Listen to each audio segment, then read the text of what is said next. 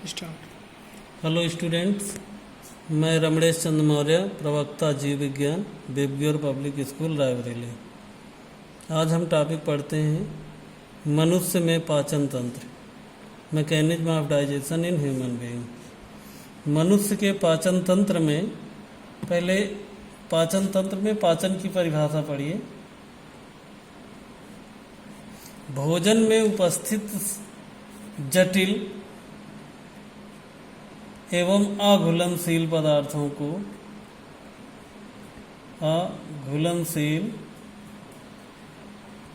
को कन्वर्ट किया जाएगा जटिल की जगह सरल और अघुलनशील की जगह घुलनशील।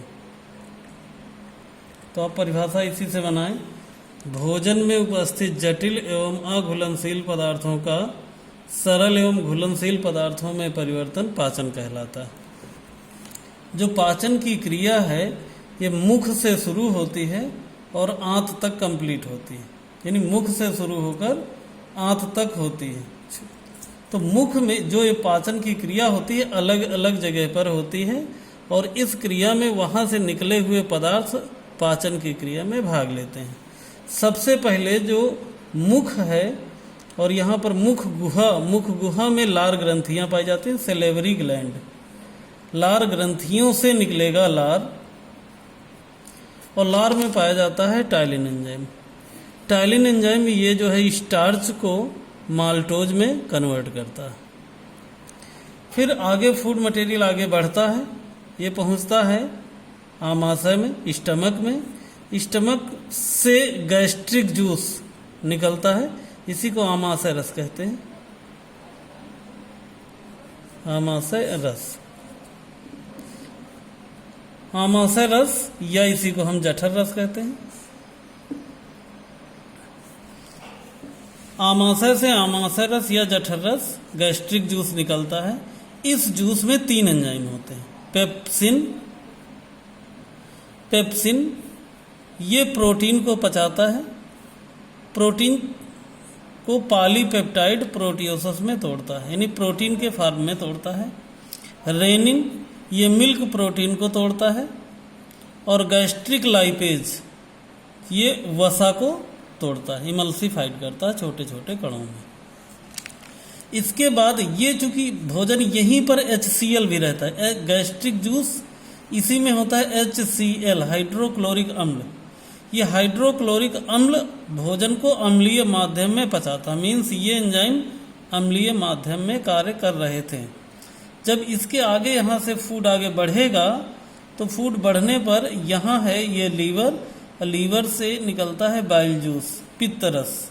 ये बाइल जूस आकर इसी डियोडिनम में खुल जाता है और डियोडिनम में खुलता है। डियोडिनम में खुलने के पहले ये एक दूसरी ग्लैंड है, इसका नाम होता है पैनक्रियाज।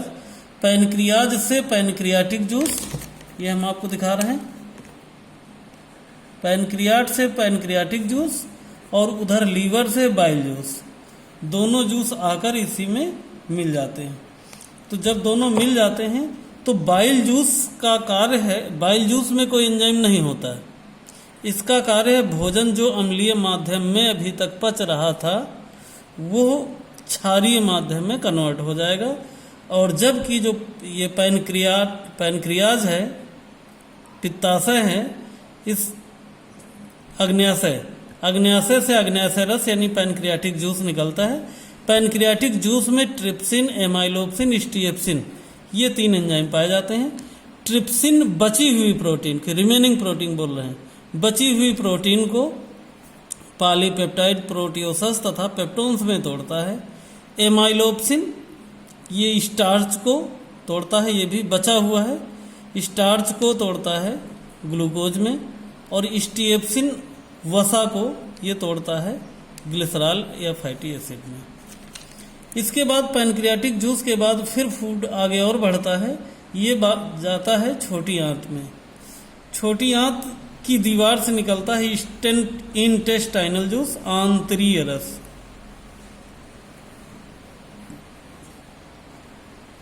आंतरीय रस में एंजाइम पाए जाते हैं इरेप्सिन, ये बची हुई प्रोटीन को फिर उसी तरह बची हुई प्रोटीन को पॉलीपेप्टाइड प्रोटियोसस तथा पेप्टोन्स में तोड़ता है। माल्टेज, ये माल्टोज को ग्लूकोज में, ये ग्लूकोज में टूटेगा। लैक्टोज ये भी ग्लूकोज में टूट जाएगा।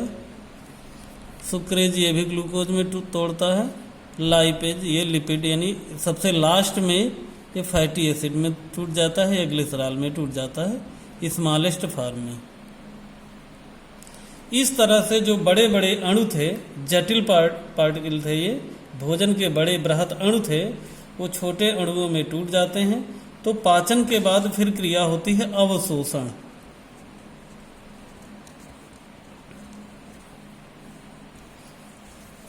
अवशोषण के बाद होती है स्वांगीकरण।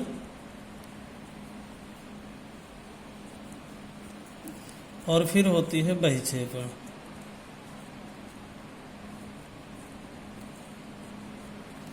अवशोषण की क्रिया जब होती है तो जो ये अणु यहाँ पर बने हैं, ये अणु इसकी दीवार में की दीवार द्वारा अवशोषित किए जाते हैं, छोटी आंत के ही पार्ट, विशेषकर इस पार्ट के द्वारा। ठीक है, तो इसमें होता क्या है, इसकी दीवार जो होती है, इसकी दीवार में छोटे छोटे रसांकुर पाए जाते हैं, विलाई। ये विलाई जो आंत की दीवार को 600 गुना बढ़ा देते हैं। और मनुष्य का जो ये आहार नाल है, यह लगभग 10 मीटर लंबी संरचना है। तो अगर हम देखें तो ये 6 किलोमीटर की लंबी एक पाइप जैसी रचना बन सकती है। लेकिन इसके अंदर ये ब्रश जैसी रचनाएं होती हैं पूरे में।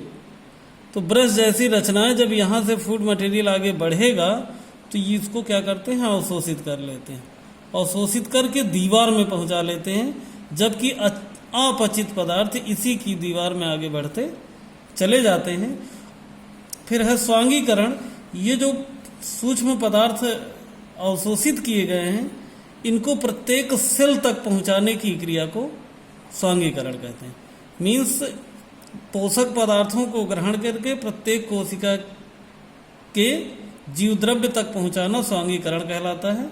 और बहिक्षेपण, बहिक्षेपण मतलब इजेशन, जो हार्मफुल सब्सटेंस जो नहीं पचते हैं, ऐसे अपच पदार्थों को शरीर से निकालना ही बहिक्षेपण कहलाता है। थैंक्स।